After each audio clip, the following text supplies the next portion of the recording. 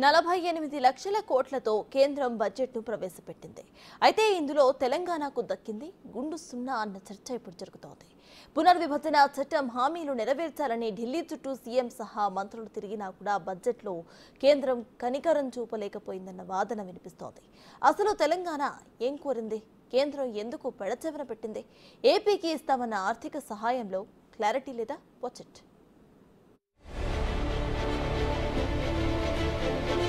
ఎన్నో ఆశలతో వచ్చిన కేంద్ర బడ్జెట్ తెలంగాణకు తీరని అన్యాయం మిగిల్చిందంటున్నారు కాంగ్రెస్ నేతలు. 48 లక్షల కోట్లతో బడ్జెట్ ప్రవేశపెట్టినా ఆశించినంత కేటాయింపులు లేకుండా పోయాయన్న రాష్ట్రాలే ఎక్కువగా ఉన్నాయి. కేవలం సంకీర్ణ ధర్మంలో భాగంగా ప్రభుత్వాన్ని కాపాడుకోవటం కోసమే కేవలం ఏపీ, బీహార్ రాష్ట్రాలపైనే ప్రేమ కురిపించారని మమతా బెనర్జీ, అఖిలేష్ యాదవ్ వంటి నేతలు ఫైర్ అవుతున్నారు. పైకి పెద్ద పెద్ద మాటలు చెప్పి పొలిటికల్ విజన్ తో బడ్జెట్ తెచ్చారని బెంగాల్ సీఎం దీదీ ఫైర్ అయ్యారు. वोट का टाइम में बड़ा बड़ा बात करते हैं, वादा करते हैं, और वोट आ जाने के बाद हो जाने का बाद दार्जिलिंग को भूल जाता है, कालिम्पोंग को भूल जाता है, मिरिक को भूल जाता है, मिरिक को कार्सियांग को भूल जाता है. ये उसको नेचर है. ये तो दार्जिलिंग का पहाड़ी भाई बहनों को इसको याद रखना चाहिए. ఏపీ పునర్విభజన చట్టం ప్రకారం తెలంగాణకు కేంద్రం దాదాపు 35 రకాల హామీలు నెరవేర్చాల్సి ఉంది. అయితే తాజా బడ్జెట్లో కేవలం రీఆర్గనైజేషన్ యాక్ట్ లో చెప్పినట్టు ఏపీకి కలిగే లబ్ధి గురించి కేంద్రం ప్రస్తావించింది. తెలంగాణకు రావాల్సిన వాటి గురించి బడ్జెట్లో ఎక్కడా ప్రస్తావించలేకపోయారు. ఇదో పెద్ద షాక్ గా మారిపోయింది. నిజానికి తెలంగాణ ఒక్కటే కాదు, కాంగ్రెస్ పాలిత రాష్ట్రాలను కావాలనే నిర్లక్ష్యం చేశారన్న వాదనలు ఆ పార్టీ నేతలు వినిపిస్తున్న పరిస్థితి.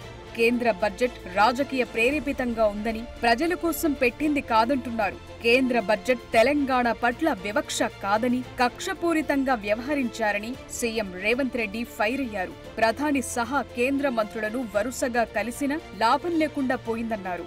బడ్జెట్లో తెలంగాణ అనే పదాన్నే తీసేశారని ఫైర్ అయ్యారు. అసలు తెలంగాణ పదాన్ని పలకటమే ఇష్టం లేదన్నట్టుగా వ్యవహరిస్తున్నారని మండిపడ్డారు. తెలంగాణ రాష్ట్రం పట్ల వివక్ష ప్రదర్శించడం కాదు, కక్షాపూరితంగా వ్యవహరించడంగా తెలంగాణ రాష్ట్ర ప్రజలు భావిస్తున్నారు.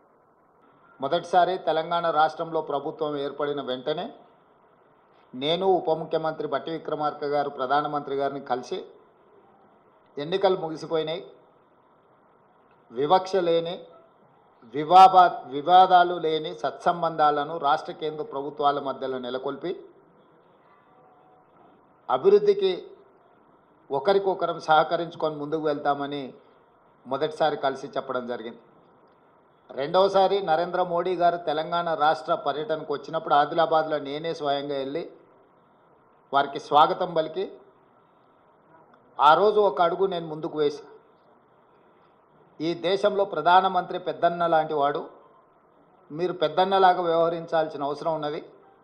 రాష్ట్రాల అభివృద్ధి జరగాలి అని అంటే నిధుల కేటాయింపులతో పాటు అనుమతులు వేగంగా ఇవ్వాలి. తెలంగాణ రాష్ట్ర ముఖ్యమంత్రిగా ప్రధానమంత్రిని పెద్దన్నగా మేము భావిస్తున్నాము, పెద్దన్న పాత్ర మీరు పోషించండి అని చెప్పి ఒక అడుగు ముందుకేసి చెప్పడం జరిగింది. కాంగ్రెస్ పాలిత రాష్ట్రాలపై కక్షపూరితంగా వ్యవహరించారని అంటున్నారు. నిజానికి తెలంగాణ ప్రభుత్వం అడిగింది కూడా విభజన చట్టంలో హామీ ఇచ్చిన వాటి గురించే. బయ్యారం ఉక్కు, Kazipet railway coach factory, Palamuru Rangareddy ఎత్తిపోతలకు నిధులు, రీజనల్ రింగ్ రోడ్ కు చేయూత, ఐఐఎం, ఐటీఐఆర్, మెట్రో రైల్ 2వ దశ ప్రాజెక్టుకు ఆర్థిక సాయం, మూసీ రివర్ అర్బన్ ఫ్రంట్ ప్రాజెక్టుకు సహాయం, కొత్తగా ఏర్పాటైన జిల్లాల్లో నవోదయ విద్యాలయాల ఏర్పాటు, ఇలాంటివెన్నో ఇప్పటికే ఇచ్చిన హామీలను నెరవేర్చాలని కోరినా కేంద్రం పట్టించుకోలేదని గుర్తు చేస్తున్నారు.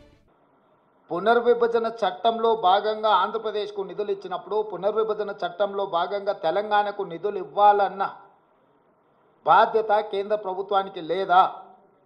అదే ఆంధ్రప్రదేశ్ పునర్విభజన చట్టంలో బయ్యారం ఉక్కు కర్మాగారం ఉంది, కాజీపేట రైల్వే కోచ్ ఫ్యాక్టరీ ఉంది, సాగునీటి ప్రాజెక్టులలో పాలమూరు రంగారెడ్డి ఎత్తిపోతలకు కేంద్ర ప్రభుత్వం పోలవరంకి ఏ విధంగా నిర్మాణానికి సహాయం అందిస్తున్నారో ఆ విధంగా నిధులను కేటాయించాలన్న ఆలోచన కానీ, అదేవిధంగా గిరిజన యూనివర్సిటీ 10 సంవత్సరాల తర్వాత ఇప్పుడు మొదలైన ములుగులో దాని నిధుల విషయంలో కానీ మెట్రోకు కానీ మూసీ రివర్ డెవలప్మెంట్ ఫ్రంట్ విషయంలో కానీ RRR రీజనల్ రింగ్ రోడ్ విషయంలో కానీ ఏ విషయంలో కూడా ఈ బడ్జెట్లో ఒక్క రూపాయి కూడా తెలంగాణకు ఇవ్వడానికి ప్రయత్నం చేయలేదు. అటు ఏపీకి పెద్దపీట వేశారని అంటున్న నిధులు ఏ రూపంలో ఇస్తారన్నది క్లారిటీ లేకుండా పోయింది. పోలవరం పూర్తికి సహకరిస్తామని చెప్పినా అది కూడా ఎలా అన్నది స్పష్టత లేదంటున్నారు. ప్రత్యేక హోదా ప్రస్తావన లేకుండా 15,000 కోట్లిస్తే ఏపీ పండగ చేసుకోవాలనా అని ఏపీసీసీ అధ్యక్షురాలు షర్మిల ఫైర్ అయ్యారు. అటు కేంద్ర బడ్జెట్లో విశాఖ రైల్వే జోన్ ప్రస్తావన లేకపోవడంపై ఏపీలోని విపక్షాలు నిరసనలకు ప్లాన్ చేస్తున్నాయి. ప్రత్యేక హోదా ప్రస్తావించలేదు, మేము ఎలా డెవలప్ కావాలో ప్రస్తావించలేదు. మీ పార్టీకి మీరేదో ముష్టి పడేసినట్టు 15,000 కోట్ల రూపాయలు ఇస్తామంటే మేమంతా ఇక్కడ పండగ చేసుకోవాలనా? బీహార్ ఏమో మీకు కొంతమంది ఎంపీలను ఇచ్చింది, 12 మంది ఎంపీలను ఇచ్చింది. ఆంధ్ర రాష్ట్రం మొత్తం 25 మంది ఎంపీలు, కూటమి ఎంపీలు అయితేనేమి, అటు వైసీపీ ఎంపీలు అయితేనేమి, మొత్తం అందరూ బీజేపీ ఎంపీలే కదా.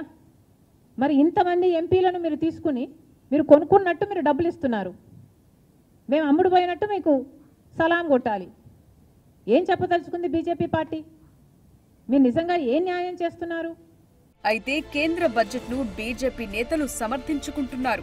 వికసిత్ భారత్ లక్ష్యానికి తగ్గట్లుగా బడ్జెట్ ఉందంటున్నారు. భారత ఆర్థిక వ్యవస్థను పటిష్టం చేసే బడ్జెట్ అంటున్నారు. పెట్టుబడులను ఆకర్షించే ఆచరణాత్మక బడ్జెట్ ఇదని చెప్తున్నారు.